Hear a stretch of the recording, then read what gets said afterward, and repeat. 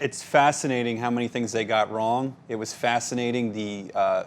Just the absolute hysteria, the outrage around this was unbelievable. I mean, Pelosi came out yesterday calling for an impeachment inquiry based on this, based on a transcript she hadn't read yet, based on hearsay from whistleblower in the intelligence community. Now, what no one's talking about, though, is that a fellow who seems to be somewhat partisan in the intelligence community heard secondhand something that he didn't like about a conversation the president had with the foreign government, with a foreign president, went to the IG, made a whistleblower complaint under the urgent concern statute, which I don't know how this ever reached that statute. Someone has to ask the IG, Michael Atkinson, why this even was filed, why this even went to the Director of National Intelligence.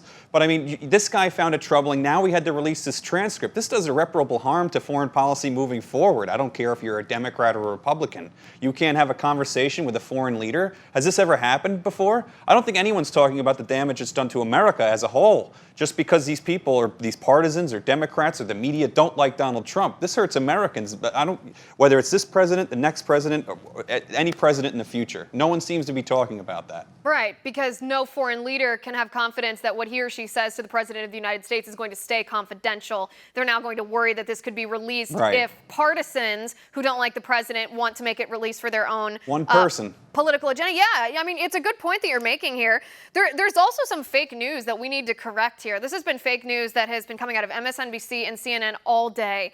Part of this transcript that's been released, there's a line where President Trump says, "I have a favor I want to ask you, though." And what CNN and MSNBC is doing is they're showing on the screen that one line, and then they're skipping what President Trump says next, and they're misrepresenting it. They're not accurately portraying what the transcript says, because what it says is, "I have a favor to ask you," and then the president talks about CrowdStrike. MSNBC and CNN are crossing the part about CrowdStrike out and jumping down to the part about Biden to make it seem like the president is asking that as a favor. That's not true. Well, they haven't read it. That's why they haven't read it, and they heard that secondhand. I heard Judge Napolitano on Shepard Smith's show say the same thing. He mischaracterized it completely. The favor he was asking was looking into 2016 election meddling, the same thing the Democrats just spent $40 million in 2 years investigating. That was what he asked for as a favor. So, of course, they don't want to bring that up. I mean, that was looking back to 2016.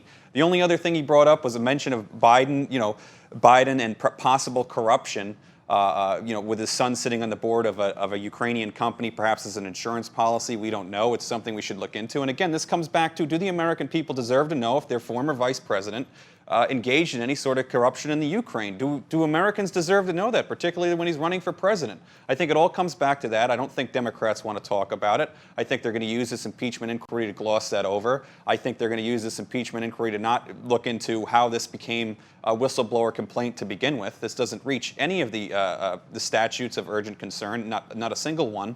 So I think there's a lot of questions that need to be answered here, and I just hope someone in the media will start asking them.